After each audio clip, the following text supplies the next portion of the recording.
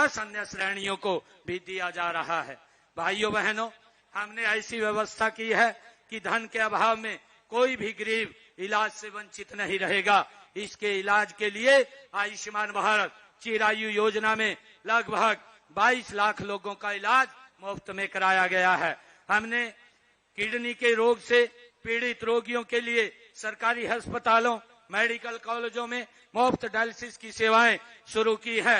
इससे गरीब लोगों को बड़ी राहत वो मिली है।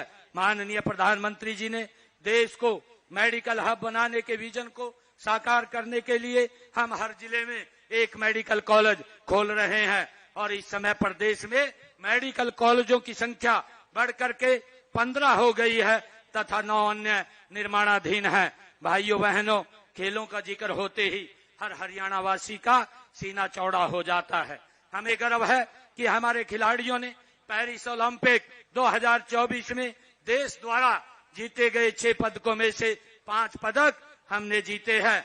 इससे पहले टोक्यो ओलंपिक 2020 में भारत द्वारा जीते गए 7 पदकों में से 4 हरियाणा के खिलाड़ियों ने जीते हैं। इन उपलब्धियों का श्रेय खिलाड़ियों की मेहनत के साथ साथ हमारी खेल नीति को भी जाता है।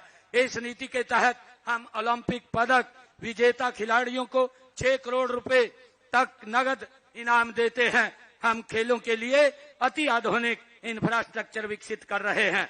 हम प्रधानमंत्री जी के हिट इंडिया विजन को साकार करने के लिए हर गांव में जिम खोल रहे हैं। अब तक 19 जिलों के ग्रामीण क्षेत्रों में 50 करोड़ रुपए की लागत से 250 इंडोर जिम खोले गए हैं। भाइयों बहनों, मानव समाज के निर्माण और विकास में महिलाओं का बड़ा योगदान है।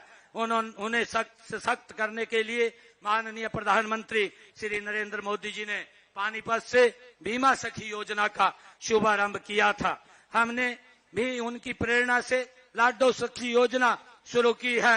गर्भवती महिला का परवश होने और बेटी पैदा होने पर उसकी देखभाल करने वाली लाडो सखी को 1000 रुपए की प्रोत्साहन राशि वो दी जाएगी। हमने 5 लाख महिलाओं को लखपति दीदी बनाने का लक्ष्य भी रखा है। अब तक 2,13,000 महिलाओं को लखपति दीदी बनाया गया है। ड्रोन दीदी योजना में 100 महिलाओं को मुफ्त ड्रोन और प्रशिक्षण दिया जा चुका है। इस साल भी 100 और महिलाओं को प्रशिक्षण दिया जाएगा। महिलाओं की आजीविका के अवसर बढ़ाने के लिए 1/3 राशन डिपो महिलाओं को देने का प्रावधान हमने किया है। अटल किसान मजदूर कैंटीन व वीटा बिक्री केंद्रों का संचालन भी महिलाओं को सौंपा गया है। हमने संकल्प लिया था कि महिलाओं को अतिरिक्त प्रोत्साहन देकर स्टार्टअप में भागीदारी 45 से 60% बढ़ाई जाएगी। मुझे आपको यह बताते हुए खुशी हो रही है कि हरियाणा में महिलाओं के नेतृत्व वाले स्टार्टअप 50% हो गए हैं। प्रदेश भर में हमने महिला सांस्कृतिक केंद्र खोले जा रहे हैं। अब तक 131 केंद्र खोले गए हैं। इनमें माताएं बहनें भजन, गीत, नृत्य आदि सांस्कृतिक कार्यक्रम कर सकेंगी। गरीब महिलाओं को अपनी रसोई चलाने के लिए हम हर महीने केवल 500 रुपए में गैस का सिलेंडर दिया जा रहा है। यह लाभ प्रदेश के लगभग 18 लाख परिवारों को मिल रहा है।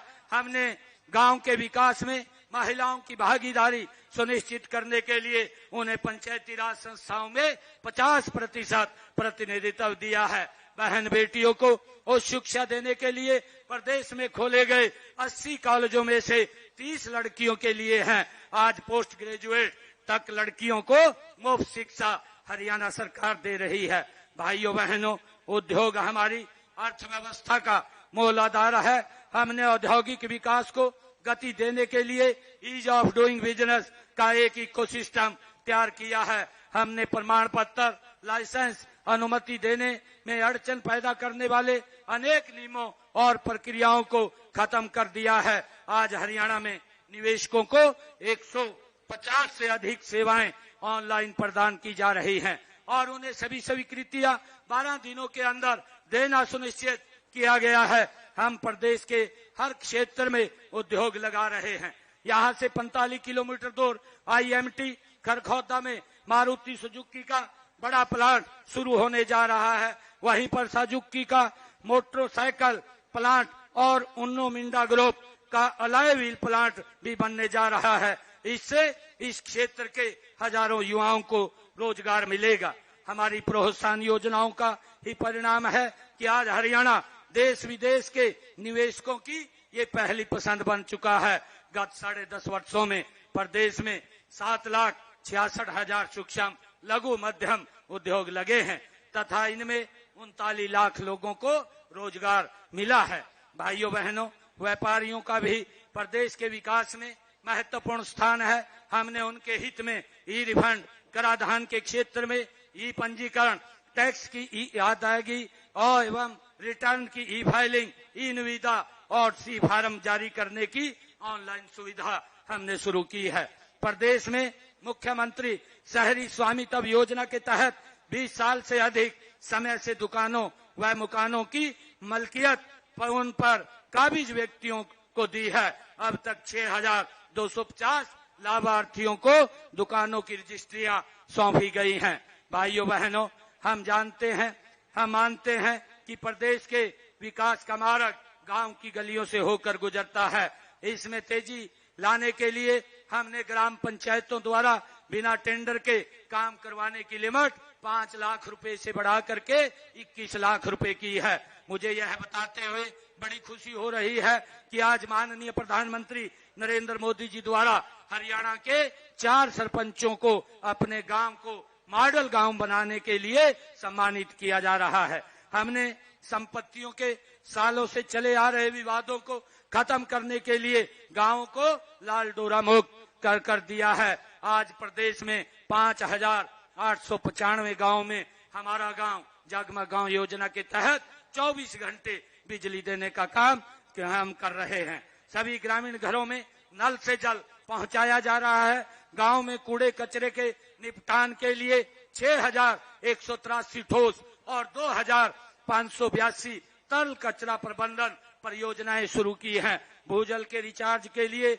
2,088 अमृत सरोवर बनाए गए हैं। भाइयों बहनों, विकसित शहर प्रदेश के विकास का आईना है। शहरों में विकास कार्यों के लिए वर्ष 2014-15 में 1,693 करोड़ रुपए की राशि जारी की गई थी। मैंने प्रदेश का वित्त मंत्री होने के नाते चालू वित्त वर्ष 2025-26 के बजट में इसे बढ़ा करके 5,666 करोड़ रुपया इसको किया है। हमने अक्टूबर 2014 से अब तक 2,147 अवैध कॉलोनियों को नियमित करने का काम हमने किया है। शहरी स्थानीय निकायों की शक्तियों के विकेंद्रीकरण के लिए कई कदम हमने उठाए हैं। हमने मेयर के चुनाव का प्रत्यक्ष चुनाव शुरू किया है। फरीदाबाद व करनाल को स्मार्ट सिटी बनाया जा रहा है। गुरुग्राम, फरीदाबाद, सोनीपत, हिसार और पंचकुला के विकास के लिए मेट्रोपॉलिटन डेवलपमेंट अथॉरिटी का गठन किया गया है। हमने शहरों की पुरानी आबादी के रिहायशी मकानों का पर विकास शुल्क भी खत्म किया है। हमारा प्रयास है कि नागरिकों को सभी सेवाएं आसानी से मिले। हमने ऑनलाइन बिल्डिंग प्लान अप्रूवल को लेकर संपत्ति करके डिजिटलीकरण तक हर प्रक्रिया को सरल बनाया है ताकि ईज ऑफ लिविंग में सुधार हो सके। भाइयों बहनों, आज हरियाणा समृद्धि की एक नई परिभाषा लिख रहा है। प्रदेश में इंफ्रास्ट्रक्चर का तेजी से विकास हुआ है। हर जिले को राष्ट्रीय राजमार्ग से जोड़ने के लिए 21 नए राष्ट्रीय राजमार्ग घोषित किए गए हैं, जिनमें से 13 का कार्य पूरा हो चुका है। महाराजा अग्रसेन हवाई अड्डे से हवाई सेवाएं शुरू हो गई हैं। माननीय प्रधानमंत्री श्री नरेंद्र मोदी जी द्वारा 5 जनवरी को 6,230 करोड़ रुपए की लागत से बनने वाले रिठाला से कुंडली मेट्रो कॉरिडोर का शिलान्यास किया गया है। क्लस्टर अप्रोच के तहत सभी क्षेत्रों में पर्याप्त संख्या में स्कूल और 20 किलोमीटर के दायरे में एक कॉलेज खोला गया है। हर क्षेत्र की आर्थिक स्थिति को मजबूत करने के लिए ब्लॉक स्तर पर लघु व मध्यम उद्योगों के क्लस्टर स्थापित किए जा रहे हैं। प्रिय प्रदेशवासियों, हरियाणा का पिछले 10.5 वर्षों का कार्यकाल समान विकास, समरसता, सहिष्णुता के साथ साथ उन बदलावों का साक्षी रहा है जिनमें हर आदमी का जीवन सरल, सुगम और सुरक्षित हुआ है। मैं आपको विश्वास दिलाता हूं कि हरियाणा का आने वाले समय भी विकास, उन्नति और समृद्धि का ये उदाहरण बनेगा। अंत में मैं एक बार फिर अपने पूरे हरियाणा परिवार को 79वें स्वतंत्रता दिवस की हार्दिक बधाई और शुभकामनाएं देता हूं। आइए इस पर्व पर हम अपनी महान सांस्कृतिक परंपराओं और उच्च नैतिक मूल्यों पर चलते हुए विकसित भारत, विकसित हरियाणा बनाने के लिए कठोर परिश्रम करने का संकल्प लें। मैं एक कवि ने कुछ अपनी वाणी से कुछ शब्दों को कहा है, उन शब्दों को बोल करके मैं अपनी वाणी को विराम दूंगा। यह आजादी नहीं, यह एक जिम्मेवारी है। इसे संजोना, इसे बढ़ाना अब हमारी बारी है। चलो मिलकर रचें एक नया भारत, जहां हर कदम पर उन्नति की तैयारी है।